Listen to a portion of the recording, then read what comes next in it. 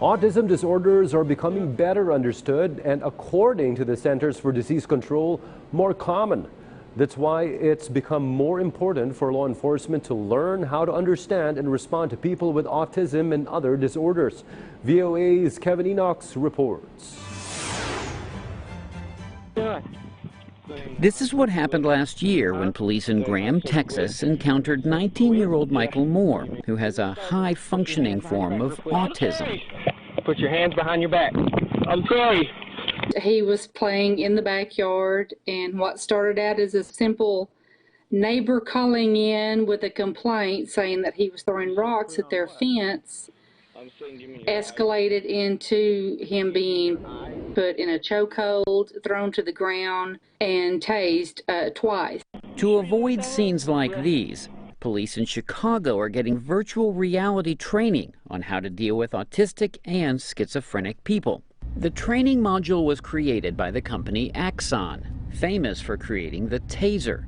Axon CEO Patrick Smith says he wants to teach police how to better respond to people who may not be able to communicate effectively because of disorders like autism. And some of the more traditional police tactics that you might use when you're dealing with a criminal can actually be counterproductive when you're dealing with somebody who's in a mental health crisis.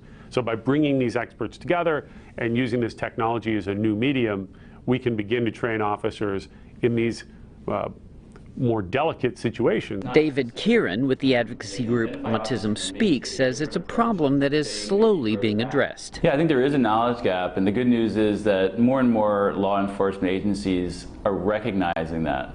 Flashing police lights and yelling can actually make things worse with dealing with someone who has autism.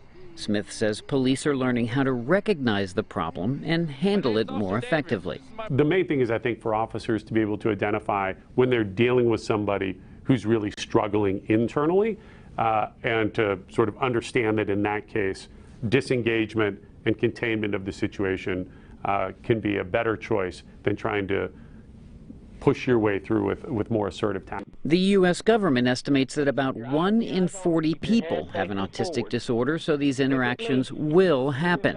But they don't have to turn out this way.